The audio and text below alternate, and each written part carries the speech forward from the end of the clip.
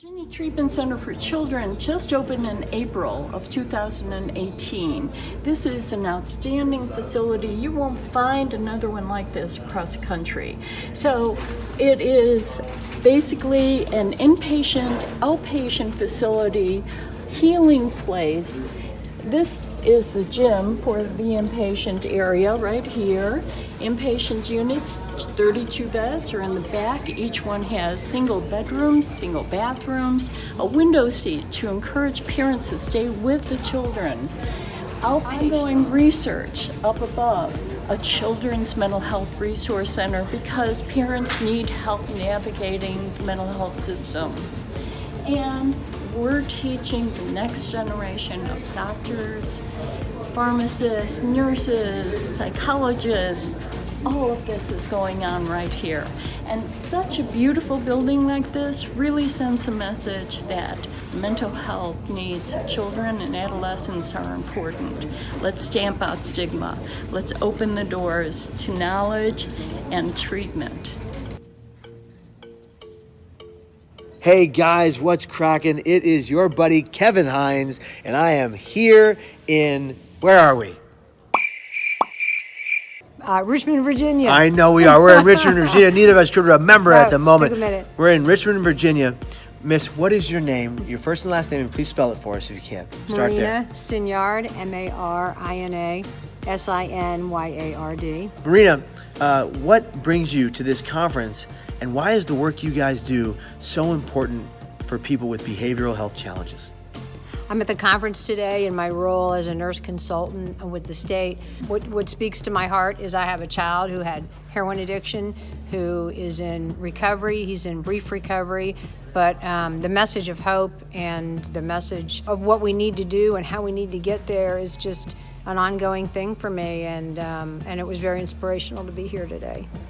Well, I'm very thankful that you feel that way. And tell me, how did your son find a way, and how did you help him find a way to living in recovery? I always think if we could bottle that magic moment when, honestly, it was years and years and years of probably underlying bipolar, underlying disease, us being supportive of him. I don't have I don't know the magic. If I could bottle the magic, we would figure that out. I don't know if it's brain chemistry has, kicked in, if it's age, if it's the support, if it's the love, if it's the meds, if it's a combination of everything. But he was able to do that briefly, and we'll see how long it lasts, but we're always there for him. You're always there for him. It's one day at a time to find, live, and be in recovery. And sometimes you slip and you fall. Yes. But you guys help him get back up, and he comes back a stronger fighting champion. And it's good that he's trying to be in recovery one day at a time. Absolutely. And these are all baby steps, right? Absolutely. All right. Well, last thing I want to ask you is if you were looking out there to someone, maybe not your son, but someone, maybe a colleague in the mental health field, a clinician, a behavioral health specialist who's also in mental pain and not talking about it, what do you say to them that helps them realize that being honest about their pain can help them save themselves from the pain? Yes, what I used to say for years, I worked for the community mental health system, is to listen with your heart and don't judge. Listen with your heart, don't judge, and recognize that every single person is beautiful just as they are. Thank you very much. Nice to meet you. Thank you. Take care. All right, guys, that's the first of a series of interviews we're going to do today. I'll see you soon. Let's go. We got work to do. Hi, Sandy. How are you? Kevin, it's so good to see you again. It's good to see you again, too. How have you been? I'm wonderful, and you look wonderful. I feel great. I'm working hard, and I'm trying to stay healthy. And I'm so glad you came to Virginia again. I came to Virginia again. I love Virginia. I know. Virginia's my friend. I know. So we need you here. Well, I'm glad to be here. I'm glad to be invited. So, Sandy, can you tell me what you do, what your job title is, what you do, and why you do it? I am so blessed to be the executive director of the Virginia Treatment Center for Children, which is part of the Department of Psychiatry for Virginia Commonwealth University, and the Pediatric Mental Health Services for Children's Hospital at Richmond at VCU. Amazing. And what is the peak of your day? What is the best part of your day, or the best part of the work you do? What makes you smile inside? The best part of my day is when I walk through our new facility and I see children and parents eager to come in, because we just opened a new facility that says to everyone, mental health is important. We don't need stigma. We need to open the doors to our community, to our families, and to our children, embrace them, and allow them the safety space to speak up about what they are going through and what they need. Wow, I think that is completely well said, pertinent information, and crucial to our watchers and viewers. And I am grateful, Sandy, for your message of hope. I am so happy and grateful for you for sharing your story over and over and over again. Continue that, please. I will, Sandy. Thank you so much for your help. Thank you, Kevin. Appreciate it. All right, bye now. Hello. How's it going, Kevin? How you doing, sir? Good. Brother, tell me your name and spell it for me. I'm John Hagee, Hagy. It's right there.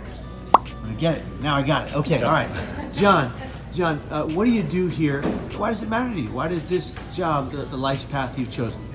I'm the Director of Behavioral Health down in Southwest Virginia of a hospital, and I'm in this field because I just see patients needing help, and I want to make sure that they get the kind of help that I would want for my family.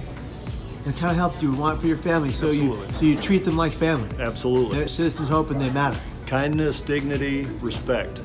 Kindness, dignity, respect. Okay, John, what is the absolute pinnacle of your day doing this work? What's the favorite part of your day? My favorite part is when I get to spend time with patients. You know, as a director, I've got a lot of businessy kinds of things to do, but the time that I get to sit down with patients, see how they're doing, see how the program's doing, what their opinion and ways that we could change and alter that, and sometimes just helping them figure out hurdles in their life they need to clear and who can help them get there. So, John, when you go to work every day and you get up out of bed every day to do this work, to do this effort to change lives, what is it that is getting you out of bed in the first place? What is it that's driving you to help others? I think it's the tremendous need that exists, and knowing that the help is sparse, especially in Southwest Virginia. But just being able to be there, make sure that we've got the kind of program that runs the way it needs to get them to take ownership in their life and begin to make progress. Finally, last question. What do you say to someone in pain who is hurting mentally and they don't know what to do? What would you say to them? Well, first of all, I let them know that there are a lot of people that feel that same way. You know, there are people that have, felt that bad, possibly worse, and they've been able to get help. So no matter where you're at on the spectrum of pain, there are people much like you who've gotten help and can get help. And then we help them explore where those sources of help can come from. I.e., recovery is possible. We're living proof. Absolutely. Thank you very much, John. I appreciate it. Thanks, Kevin. All right, take care. All right, bye.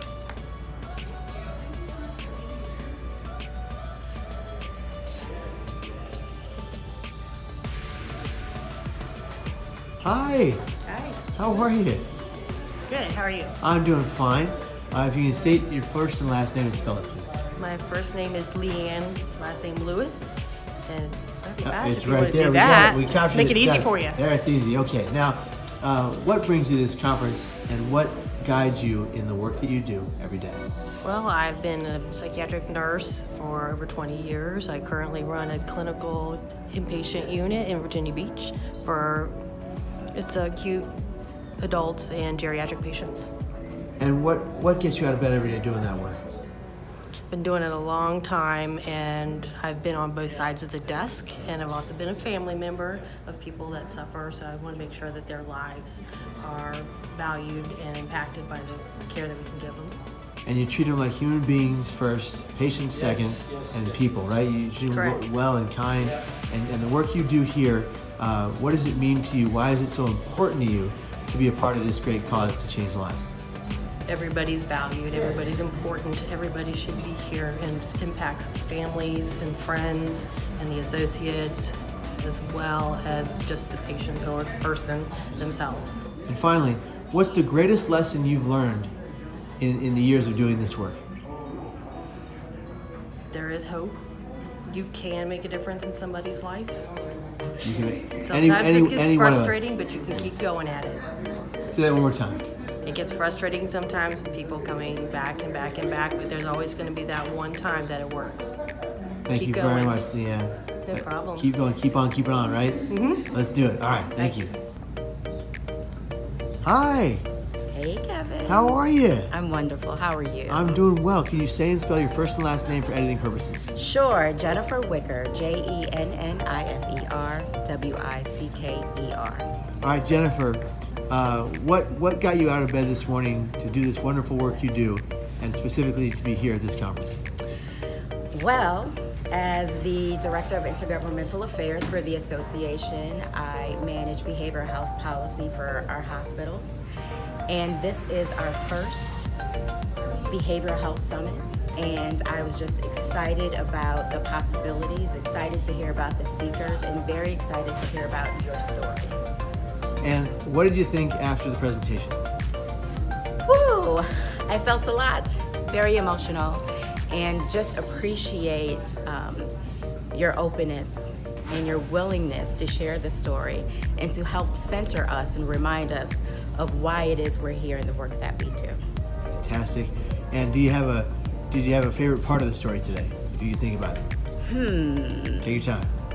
Favorite part of the story. I think the part that hit me the most was when you asked us to raise our hand if we've ever been hurt by words or if we've ever used words to hurt people, and how everyone in the audience raised their hands. And for me, I think that if we think about that daily, we have the opportunity to really touch lives and to really make people feel good, make people feel better. And I think that that's important just in daily life. We all need to do better, me included. So being kind and compassionate to every person, especially those we love, because we tend to hurt the people we love the most, huh?